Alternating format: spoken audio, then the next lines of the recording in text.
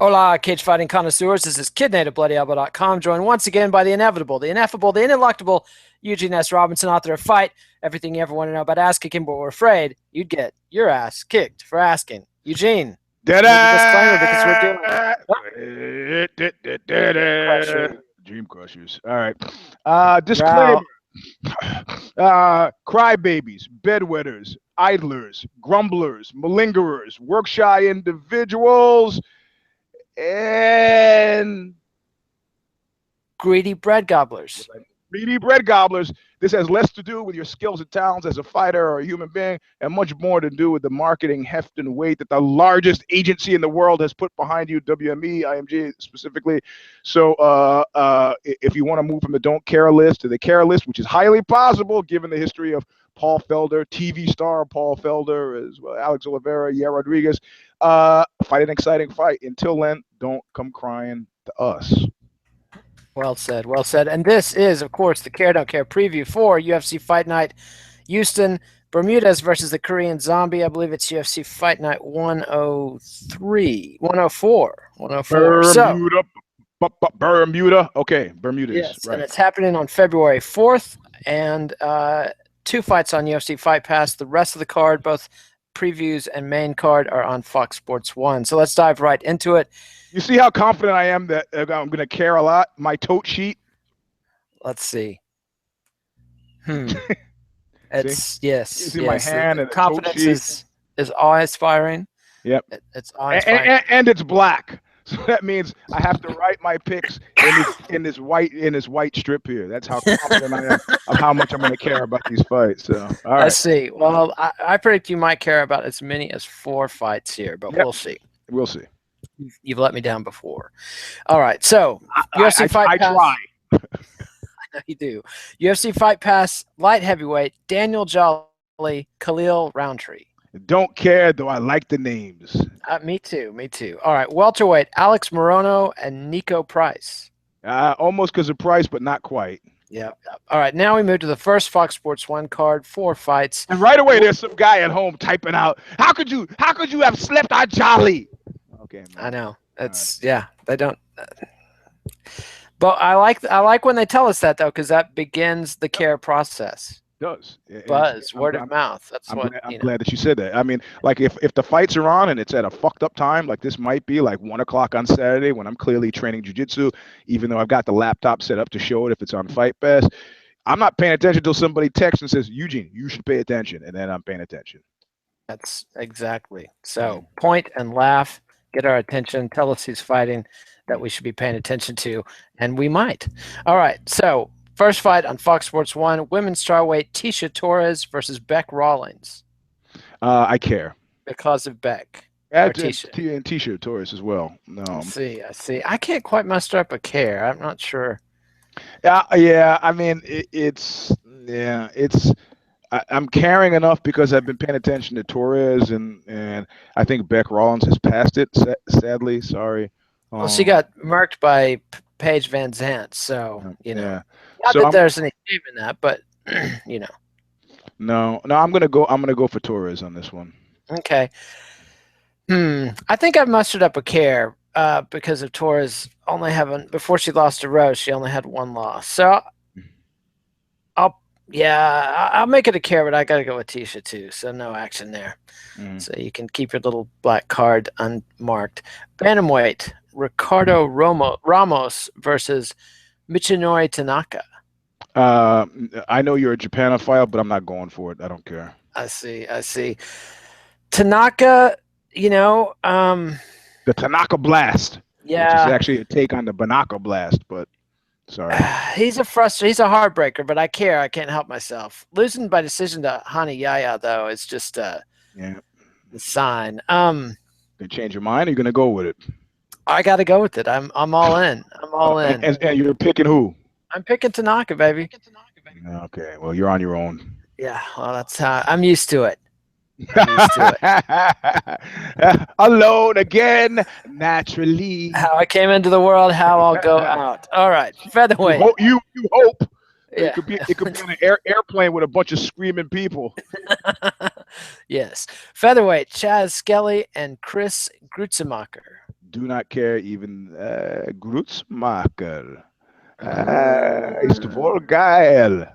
I see. Is that it's just a German reference though, not a Nazi reference for those keeping track at home. All right. Which you just took care of. Yes, check. So now you can check off the Nazi reference. Although it's sort of a meta Nazi reference. Even there was a kind of a great thing. There was a great thing. So, but people love these Hitler stories. They go, what kind of person was Hitler in person?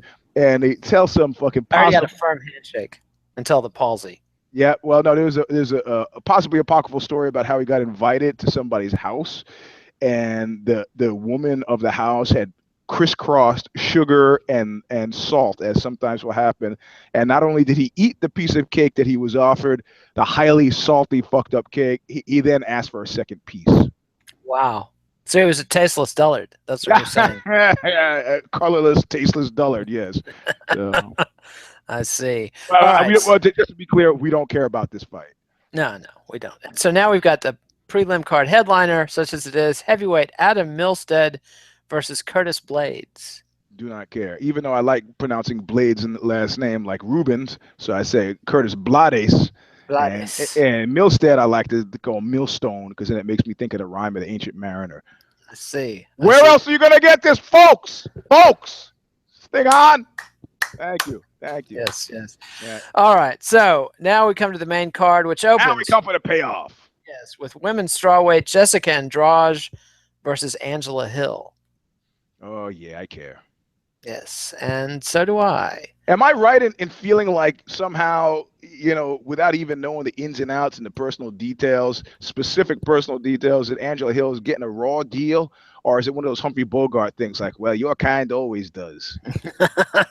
It might be the latter. I mean, raw deal and being matched up against Andrade? No, wasn't there a previous spate of problems having to do with testing and so forth? Did I miss that? Or? Yes, there was. She's coming over from Invicta, and at one point was going to be barred by WADA, but then somehow things changed, and I don't understand the mechanisms. But she's getting to fight, so right. So all's well that ends well-ish. Got a pick? I got to go with Andrade because Hill's UFC debut, and I feel like Andrade has the experience edge. Yep. I'm going to go with Andrade as well because of my sexy Andrade story, which I can't repeat here. Oh, is this going to be the new Donna Shalala? Sexy Andrade? The thing is, what I can get away with?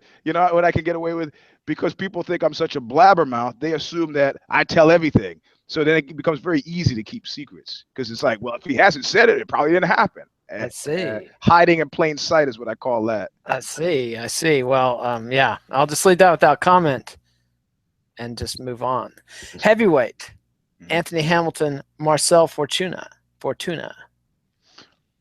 Almost because of Hamilton, but not quite, man. So yeah, I got to draw a sharp razor on this one. I can't be fucking around anymore. The stakes are too high. The stakes are too high. Are they? Are they really? I think so. I No, I mean, Anthony Hamilton has not had a people gave me a hard time. The commenter was giving me a hard time for Aljamain Sterling, who you and I both picked. How can you call a guy a gift when he only dropped one and then he drops a second? That's the essence of a gift. He should have won that fight. I mean, I was as shocked as anybody, and yet did not.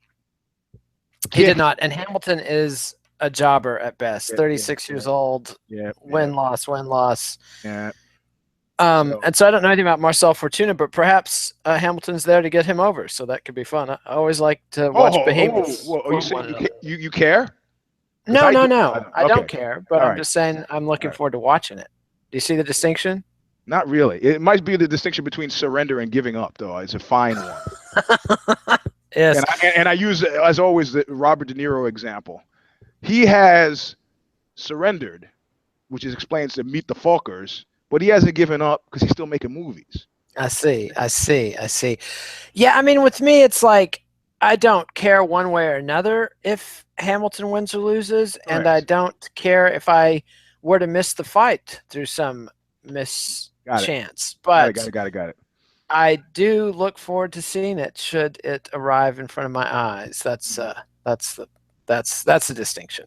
You know, and the thing is, if you're watching this show and you are out of your mind, which is all 21 viewers. Yeah, I would like you to be mindful, and you've already seen it. I don't have to explain it to you how the last Knuckle Up ended, right? How the last Knuckle Up ended, and the shirt that I'm wearing today. See how Herrig, man. I see. It's Knuckle Up, the carefully constructed one-act play, extemporized every Sunday for your viewing pleasure. Me and Eric Bogosian and Spalding Gray, except about MMA, and it's got the tri levels, the chess. There's many layers here. You can watch his performances over and over again. So, now we come to light heavyweight Ovince St. Preux versus Volkan Oezdemir. Oezdemir. You know what? I'm gonna.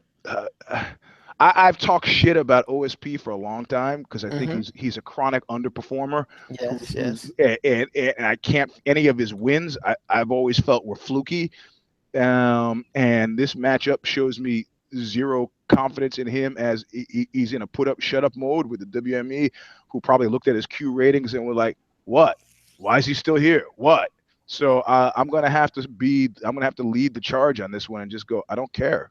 Oh, brutal. I'm giving the reasons why. It's true. I don't care. That's true. A couple years ago, late 2014, 2015, when he knocked out Shogun and Patrick Cummins back to back, he was looking like he was novice in Patrick Cummins and a well past it in Shogun. Yes. But yeah, losing to Jim. He shouldn't have been in the cage with John Jones in the first place. But losing to Manawa, that was a fight I think he was expected to win. So yeah, I feel you. And I'm not an OSP fan either. I don't like college football. What can I say? Despite the fact that he's Omega Psi Phi. And again, I don't care about fraternities. So yeah, me neither. But my roommate for several years was Omega Psi Phi. So I see, and you forgave him for that. Sort of. They would do their little fraternity shit in the trailer that we lived in. So it was. I remember. Did they brand people, or is that the? Yeah. Omega's brand people, but they did this thing where they made all the guys kneel shirtless on the. Sounds hot. On our living. Did they get the oil out and then? Close. They made him kneel shirtless, and they're how classical Greek. Yeah, violently berating them, and one guy is striding up and down behind them, berating them, and he in his hand has a container of lotion. And so I'm in the kitchen making dinner. I'm like, oh, this is gonna be great. He's like, you guys are disgusting. You're pigs. You're disgusting pigs. And he goes, ah. And then he squirts the lotion on. And then he spits, makes a spitting noise, and then squirts the lotion. And I'm watching these guys think that they had been. I was like, they often gave me a bid, and after seeing that, I was like, do you want every single member in your fraternity beaten savagely? Get the fuck out of here. You gotta want to participate. I go, I don't want to participate that much. I see. You didn't even make it to the elephant walk. Nah, or carrying the brick. I didn't do any of that stuff. And then the two other fraternities at Stanford gave me bids. Alpha Drugs, and the name said it all. Yes. Eventually shut down because of one drug related suicide too many. Ouch. And then the Zates, who all got arrested and thrown off the campus for assault and battery. Assault and battery of a pledge, or no, of a visiting some guy at a party, and they threw him in the lake. I see. Hijinks, boyish hijinks. Yeah. Hijinks that did not involve penis in this case. Well, penis. Well, that I know. Yeah. Yeah. All right. So now, speaking of boyish hijinks, we've got lightweight Abel Trujillo versus James Vick, not the quarterback of the dog fighting fame, but Trujillo of the domestic violence infamy. Yeah, I care, and I think Trujillo is really, you know my feelings about. I'm like the Russell Crowe character in L.A. Confidential. I cannot abide by domestic abusers, so can't pick him. I see. And I think he's got a weak head. He's got if he can't shut it down the first round, then it becomes a 50-50. So I don't feel bad about picking Vick. I got to go with my brain over my heart, and I feel like anybody that gets knocked out by Ben El Dariush is going to get jacked by Trujillo. I'm sorry. It's just you know, it's not something I'm excited or happy about. It's just something I'm doing. Well, that's just the kind of guy you are, I guess. You know. I let logic lead me where it goes. So Yeah, okay. cool, calm, collected, Eugene. So Volkan. you got some Chris Brown records at home. You digging on? Nanu. I'm too old for Chris Brown. Okay. So that's If I want to listen to smooth R&B, it's Belle Biv DeVoe for me. She's poison, and then we make another loop because I start out telling you how the big hair of the '80s, you know, that girl is poison. They would torture me with this today. I see. You know, I think it's not long until you show up with a high top fade. They're coming back, Eugene.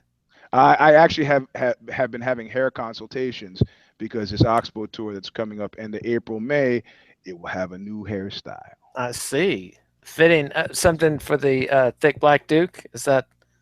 Hey, you're a funny guy. Thin black Duke. We've seen you in your skivvies, Eugene. Thin. I'm losing weight for this tour, man. You're gonna have to lose a lot of weight. Okay, white guy. Yeah, if you could just have another donut, that'd be great. If I could have 6 weeks to train. You know what? I'm sorry. I'm sitting here at the desk at Surrounds, and I just happened to notice that Naga is coming in March to San Jose. And these guys, you know, vanity style. Are you fucking kidding me? $120 to register, and then if you want to do 2 divisions, you gotta tack on $20. Get out of here, man. You want a medal or not? Man, you know what? I don't Come on, the price is just thin the pool that much. I don't need that kind of valid. If I want that kind of validation, I'll take the $140 and give it to a prostitute. You know? Oh, come on, do a Kickstarter. Your fans will love to see you, you know, hanging the medals on your head and the whole bit like you usually do, even if you didn't actually win a match. I had the San Jose Open this past weekend, and I refused to go. 1, because I've been ill, and then 2, I'm still a little steamed about the hijinks with Surround knifing me in the back over that last one that they had up at the Cow Palace. It's like, there was one guy in my division. He came all the way from Arizona. You're going to give that guy a medal and just send him home and take his money? Not let me go in? Come on, man. Come on. That was Surrow's fault? Is that what you're saying? I sent a letter pleading because of family difficulties that I had missed the deadline. I was 1 day late if they could kind of overlook it. And they called Surrow to say, hey, so what's the story with this guy? And Surrow's response was, oh, he's crazy. That's what you call coaching right there. He walked across the room to shit on me. It was mind-blowing. Mind-blowing. it's like, you know, a friend of mine still there. A friend of mine's at some party, and he was a Villanova chicks, and some woman from Villanova walks up to him and goes, hey, was that you dancing out there? And he was like, yeah, I was dancing. He's just, you dance like an asshole. You walked all the way across the room to share this with me. Get the fuck out of here. And the sad part is he never danced again. Man, ruined him for life. Well, I mean, that kind of power, who wouldn't get off on that, you know? Yeah. My brother had a boss at Caltrans, the California Highway Department, and my brother was applying for a big promotion, and you had to mail in your application, and his boss noticed that the stamp on the envelope was kind of loose on the letter, so he took some Scotch tape and taped it on there. And you know, if you put Scotch tape on a stamp, it's invalid. Yep. And so my brother didn't get the job, and instead his affable, much younger, much less qualified junior got the job and went on to become the bane of his existence for the next 20 years because he was the boss that my brother had to tell everything to. And yes. So anyway, fates are cruel. Sorrow. Well, who was that? What is that? Was it Edna St. Vincent Millet's story called Burning? What was her thing about both ends? Something about the Eiffel Tower. No. This is the one where the hill people, they would solve every dispute by just burning your shit down. Whatever dispute it was, burnt down. You know. Yep. Car, house, burned down. Just burn it down. Yeah. That's old Scots-Irish tradition. You know, in the Scotland, England borderlands for like 300 years, supposedly there was no point in building a hovel more anything that took more than an afternoon to slap together. It was a waste of time and money because your brother-in-law is just going to burn it down the next time you get drunk at his hovel, and you know, so. And you got to retaliate. Well, I told you my Hatfield McCoy story, right? This is news to me. I didn't know you had a Hatfield and McCoy story. One of the Hatfields lives in Lodi, New Jersey, and my friend bought a car from him. And he calls like 8 days later and goes, "Hey, how's things going with the car? Cool." She goes, "Yeah." He goes, "Hey, was it? You got the car stereo, right? I just want to make sure." She goes, "Oh yeah, it's got the car stereo." He goes, "Oh, okay." The next day, her car was stolen. The police found it 2 days after that, abandoned on a street 3 blocks from her house, with the car stereo missing. Fuck. Nice. That's classy. Scotch Irish tradition, man. She's lucky it wasn't burned down to the rims, you know. Well, I'm sure he needed the money for drugs. I think that's kind of a close call. Yeah. All right. So now, moving on to happier fights: women's strawweight, Alexa Grasso and Felice Herrig. No, can you believe this is the co-main event? I don't care. I mean, Herrig actually got my. You know, I have a long-standing aversion to fighters who are sexualizing themselves. I can understand you as a fighter. I can understand you as, but I can't understand you as both. And I was grousing about that at one point. I never heard you complaining about Rampage Jackson getting all up on, you know, lady interviewers or Motorboat and Karen Bryan or anything. Oh, you know what's funny about? I was thinking about that actually the other day, and I was thinking about it in relation to Vin Diesel. And did you see he was being interviewed in Brazil? And he starts coming on to the interview in a really clumsy way. You know, if you're Joe Namath and you're completely drunk and you say, "How about a kish?" That's fine. If you think you're if you think you're macking, you know, if I was, but you're lacking. Yeah, you're macking, but you're lacking. I'm that female journalist. I'm leaning over to him and saying at my best stage whisper, "You do realize there are 3 cameras on you, don't you?" In other words, if you're serious about this, you know, you got to come with a little bit more fucking stealth than that, because right now my husband knows, your wife knows, and 6 million viewers know. Come on, you know. I tell you, somebody, an ex of mine was watching me be interviewed on French TV by this woman, and she goes, "At one point during the interview, you did something and you turned it on," and I was like, I got all hot and bothered, and I don't know if anybody else saw it. And I go, "Well, funny you should mention that, because what I turned on," and they cut it out in the edit, she said something that really pissed me off. Like right up to the edge of like saying, "You know what? Go fuck it." But it was like, so this rage, she misinterpreted it as like passion, right? So she's I see. But the woman who was interviewing me clearly didn't get it. Why? Because it's like, man, iceberg. You know. So if you're Vin Diesel and you're gonna mac, you hold on to the hand a little bit too long, stare into the eyes a little too deeply. I gotta tell you everything. I guess, right? I see. Did you ever see Serge Gainsbourg clumsily hitting on Whitney Houston and his dotage? Damn it! You see, here I put him in the Joe Namath category, where you say he's not responsible for his actions because he's that cool. Is that what you're saying? No, not cool. I just go, there's a certain point when you shouldn't be driving. All right, you shouldn't be driving, man. Shouldn't be appearing in public. Get that fucker out behind the microphone. Bukowski did something like that. He walked off a TV show in Germany. He had the good sense to say, shouldn't be driving, dropping the keys, walking off. Have you noticed how Steve Bannon looks like a late stage Bukowski photo? Yeah, he looks like a terrible drunk. It's like, hey, could somebody introduce that guy to a fucking razor? Any way you want to interpret that. Anyway, either this way, if he saves the Gin Blossoms might hemorrhage. Eugene, that's I think that's part of what's going on with him. That guy's a complete piece of shit. He's worse. You're speaking about our new Fuhrer now.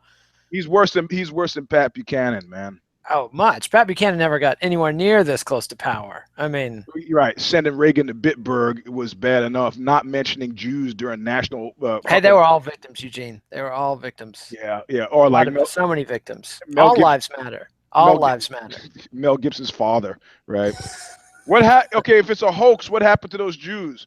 Oh, they wandered off. You know, that's what they do. You've heard of the wandering Jew. That's what they do. They wandered off. 6 million. Well, you know. Yeah, yeah. Ah, the Nazi mind. You know, I was at Bergen-Belsen with a Ukrainian Russian, and he was complaining bitterly as we walked through. You know, he's like, where's the thing to the Russians? You know how many Russians died? How many? Finally, we get to the grave. There's like a grave marker for all the Russians who died. I go, it's right there, man. And he's like, oh, and he gets this quiet moment of humility. He goes, this stands as a living example of man's inhumanity to man. I'm like, yeah. And right then, screaming, like literally fucking 30 feet overhead, a whole passel of F-14s. The military base nearby was scrambling. It was the loudest thing we had ever heard. And he was like, and he just kind of goes, fuck this. And he goes back to the van and huddled there, sulking for the remainder of our time at Bergen-Belsen. Man. I go, man, you ruined your trip to Bergen-Belsen. I mean, isn't it inherently a bummer to go to Bergen-Belsen, though? I mean, isn't that I was ripping off the Walter Matthau story, if you remember. I see. Where he and his wife got to the argument before going to Auschwitz. You remember this? No. And as soon as they get in the car afterward, Walter Matthau turns to his wife and goes, I hope you're happy. You ruined Auschwitz for me. Oh, the late, great Walter Matthau. All right, so now we still haven't talked about Grasso and Herrig. So I don't care. I'm sorry. You don't care. Wow. One sexy ass shot does not fight. See, but you're missing the boat because this is a fight to get Grasso over. I mean, Herrig is an opponent in this situation, and Grasso is. And you care about Grasso? Why? Tough winner or tough won her first fight coming out of tough and is 9-0. I mean, it's the new stuff, baby. I'm down. Yeah. Okay. You know, right. I don't. If hype bubbles up to me, that's some fine hype. Okay. And are you going to pick Grasso? Yeah, I'm all in. Flavor of the month, baby. Sign me up. All right. I put down on my little tote sheet your picks. Like all you hipsters, MMA hipsters, I'm the old dude ruining the party. Like I'm the paranoid Negro at your party. That's me. Always a delight. All right, so like that guy who corralled me at the hot tub at 24-Hour Fitness and started talking to me about the Trilateral Commission and the Illuminati, and I listened to this guy for about 30 minutes, and then I said, yeah, man, and I'm agreeing with him all 100%, and then I get up and I turn to face him and shake his hand. We can see all the weird symbols tattooed on my body. He's like, just shook my head. He's like, yeah, I got your number, friend. Watch yourself. Yeah. You know, it's like Alex Jones before he turned Republican, like back when he would be shouting lizard man at police and stuff, back when he had free speech, before he started talking about how the cops have the toughest job. Yeah. You know, so that must have been pretty scary for him. All right, so now we are at the main event. And I've only got 2 cares on this card. Brutal. But this one is, you guys, a big care, right? Bermudez. Yep. Yeah. I care. Turn of the Korean Zombie and Dennis Bermudez. I mean, these guys bring brawls. And who are you picking? Oh man, it's a tough one because you know me. I'm a Asianophile. Now it's Asianophile. Before it was Japanophile. Now it's just. Well, I mean, when I'm not going to call a Korean fighter Japanese. I'm racially insensitive, but I'm not going there. Yeah, I got it. I mean, it'd be like calling you a hillbilly. Yeah, I just like favoring anybody as long as they're from Asia. I got you. I mean, not anybody, you know, but it's just, and the Korean Zombie. I mean, come on, he's a fan favorite. Yeah, he's a fan favorite. But Bermudez is somebody who ought to be a fan favorite and really isn't, and I don't quite understand. I mean, you'll understand. His fights are great, though. You have to admit. I mean, ever since his fight of the night against Matt Grice way back when, 2013. Well, I'm picking Bermudez, so that's because you're a hater. I got to pick Korean Zombie now. Okay, go ahead. Just to stem the tide of elitism and Coastal, Peyton. Korean Zombie. All right, you're in. Yeah, I mean, and it's nerve-wracking because he hasn't fought in like 3 matches. You create a little. I've created an exit door. Yes. Yeah, well, I'm being honest with the fans, Eugene. That's what I do. That's my brand, honest. Honest Abe. Honest Abe. You're gonna love I did not cut down that cherry tree. Yeah. You know, after the Republicans get control of 3/4 of the state legislatures, they're gonna have a constitutional convention, and you're gonna love. They've already written this at ALEC. You're gonna love the Abraham Lincoln Freedom Restoration Act. Yeah. It's gonna be comprehensive, as they say. Yeah. So yeah, I'm sure. I got something for them. When they show up and try to rescind my 40 acres and take my mule. Reparations are coming. Reparations. Yeah. We're gonna. It's like I used to say when I was doing collections. You pay me what you owe me, or I'll pay you what you owe me. Ooh. It's an unpleasant business, collections. I'm sure it twisted your psyche. Yeah, sure. Lost a lot of sleep, did we?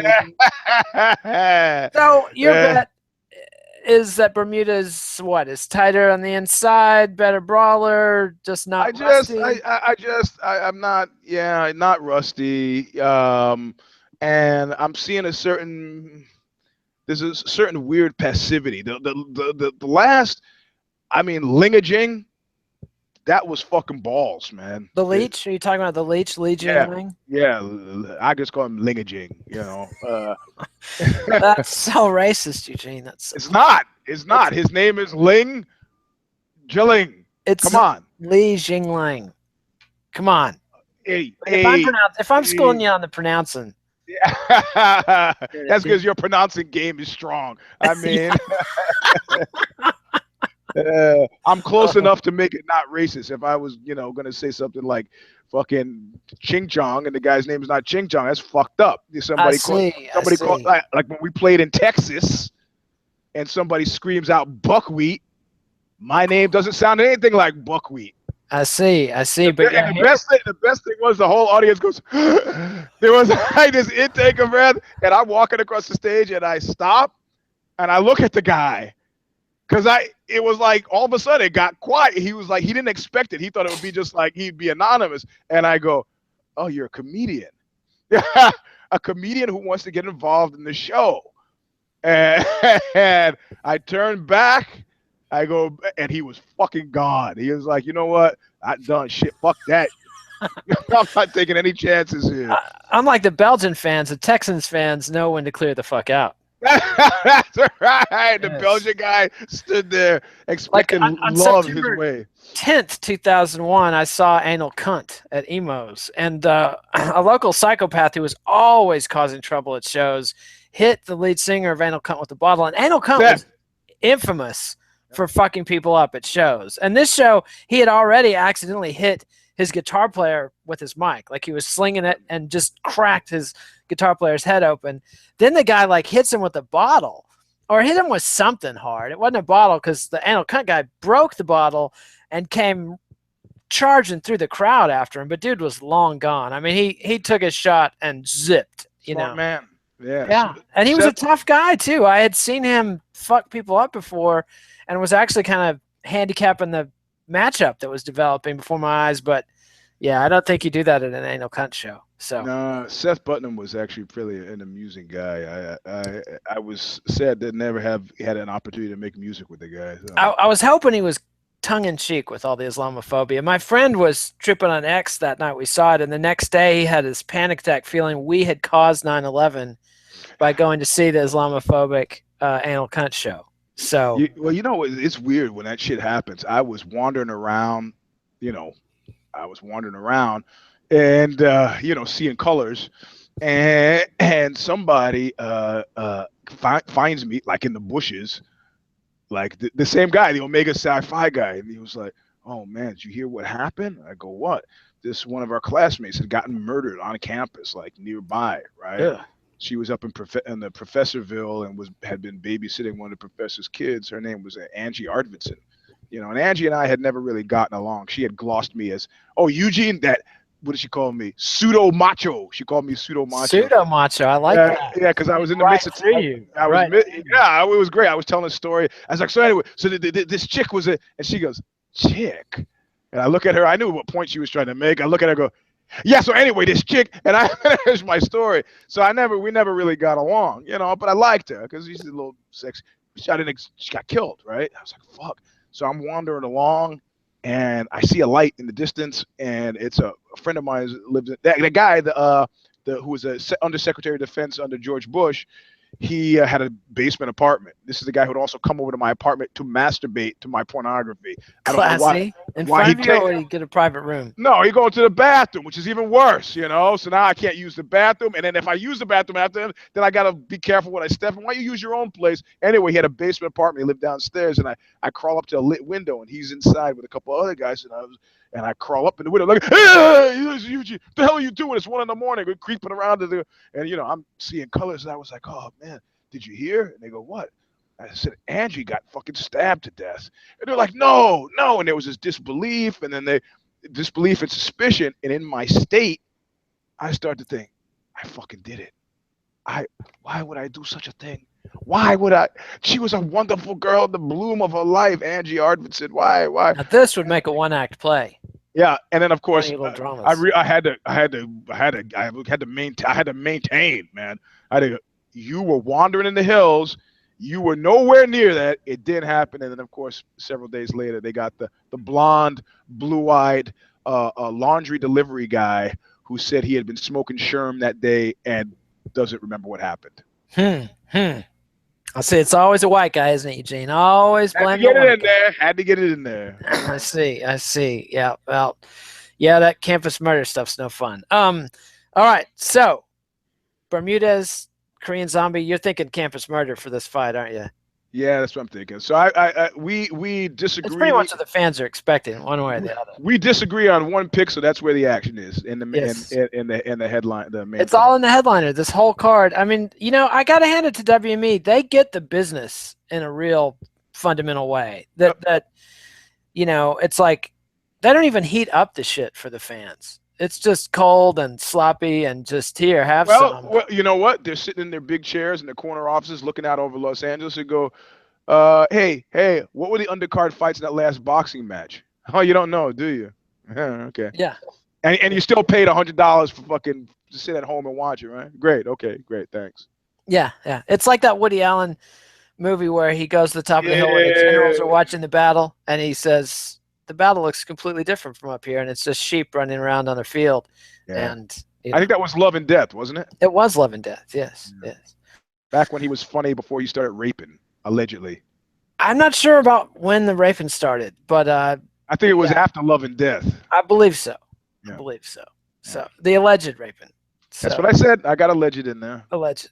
So yeah, I mean the whole the value proposition of the Korean Zombie has always been, is this fool going to get himself knocked out, or is he going to knock the other fool out? You know, I mean, that's the whole thing. And Bermudez is nobody to fuck with. You don't just walk into Bermudez punches with your arms down. Yeah, so, but on the other hand, pixie dust, magic, Korean Zombie, T-shirts, Eugene. Sure. Did I tell you that time when I was involved in steroid sales? Some cat allegedly some cat would call me at work, and we had said, man, if we're gonna talk about this shit, I need a code. We need some sort of code. He goes, okay, clever. What are we gonna call them? So we'll just say T-shirts. I'll say, did you get the T-shirts? We're like, oh, great. So he's calling me up. We're talking T-shirts, and I go, hey, man, are those T-shirts oral or injectable?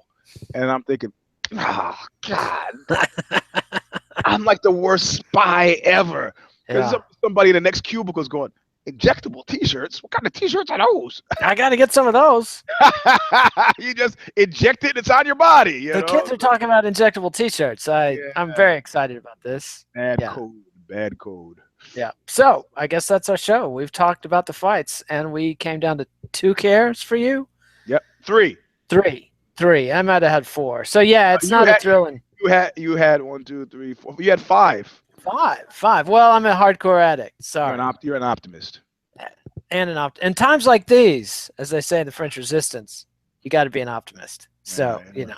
Hey, Yeah. you read that piece about that Okie kid that I put up? That killed his mom. I murdered my mother. It's terrible. And then the thing that is even more heartbreaking, the woman from Florida who works is a child the child abuse advocate, and she's like, what's weird doing this in Florida? These cases are rampant and consistent, and they're worse under Republican administrations. She goes, all this stuff about pro-life.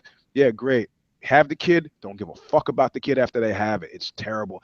She's my workload. I'm overburdened, and it's not isolated cases.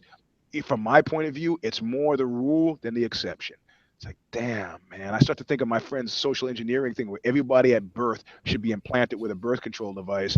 And then at the time when you decide, here I am, I want to get married and have a child, then you come in and they remove it. But of course, that gets into the whole issue of reproductive rights and who decides and so on. Trump's new Supreme Court nominee would hate that. He's written on and on about how evil euthanasia is. So I hate this guy. I fucking hate this guy. I hear he's a good guy, a nice guy, but his politics just fucking suck. And they ran his mother out of town on a rail. And people like that tend to be fuckheads.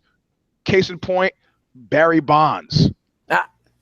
You're calling Barry Bonds a fuckhead? He's not even in the Hall of Fame. Barry Bonds, whose father they ran out of town, who's been a bitter and hateful guy as a result of that, also ended up being a guy that people hated. Who hit a lot of home runs. Asterisk. Who cares? Hit a lot of home runs, Eugene. Think about the happiness. Yeah. Think about the happiness he brought to people. All right. He's the one who had the Barca lounger moved into the clubhouse, and if you even got near it or anything, he would curse you out. Hey, at least he didn't slash your throat with the straight razor, like Michael Irvin allegedly did a backstage in the locker room in the Dallas Cowboys when some rookie got cut in line for a haircut. He cut the guy's throat? Allegedly, yeah. Did the guy die? No, he didn't die, but and this was a lineman. Like Irvin was a wide receiver, and yet one of the most feared guys on the team because he was crazy. Allegedly, this was in Skip Bayless's book. So, indeed. All right, so that's our show. What an uplifter! You're welcome, America. So, man, it was a down. I'm even like, damn. Yeah, it's this norovirus, man. I just can't get it out of the house. All right, so what's it all about, Alfie? What's it all about, Alfie? Pertussis is going crazy at my kid's high school because all the morons not fucking vaccinating their kid. And my bass player's his son got it because they go to the same high school. I go, whoopee cough. He goes, well, it's only an issue if you're like an infant, right? And I go, well, how long did it take him to beat it? 10 fucking weeks of a hacking cough so bad the kid was routinely throwing up his meals. 10 weeks because you listen to Jenny McCarthy, you fucking morons, Yeah, it's amazingly stupid, and it will kill babies. It will fucking kill babies dead. And it's a product of how effective vaccines have been. We haven't seen people be sterilized by mumps in generations. We don't know people that are fucking crippled for life by polio. I'm old enough to remember them.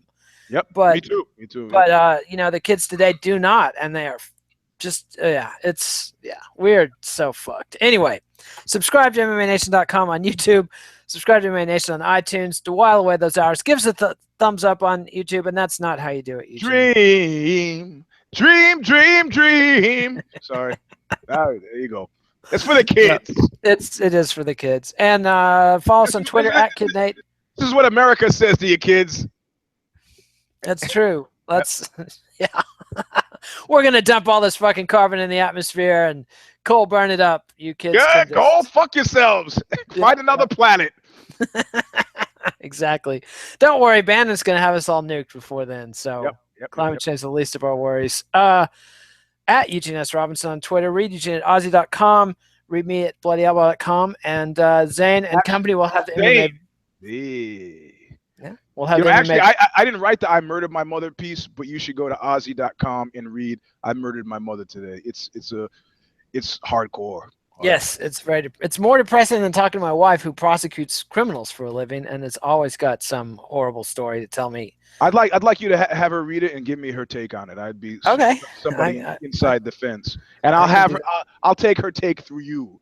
I see. It's a busman's holiday for her. She'll so you can ask her. I don't Yeah. need to be chatting with your wife. No, you definitely don't. All right, so yeah, and I'll have the 6th round after the fights. Eugene will have Knuckle Up on Sunday night. It's Knuckle Up. It's like a carefully constructed 1-act play, extemporized live for your edification and amusement. That's looking great. I'm gonna put that in the headline somewhere. Yeah, you got to use it. It's genius. It came to me last night after the show. All right, because there was one episode that actually did hold together, and it really impressed me. What do you mean one? Well, I mean, you know, it wasn't. You were sober. Yes. And not exhausted. And so like that's what. Put that on his resume. One day he was sober. That's it. Period. That's it. Well, it was like the time I was watching Cops, and we were like, "What's wrong with this episode? This sucks." And somebody goes, "Oh, the cop's not a stupid asshole, and he's just going around helping people with their problems instead of, you know." And that was no fun at all. So anyway, that's the show. Adios, MMA aficionados. Thanks, Eugene. We'll see you next time. Later.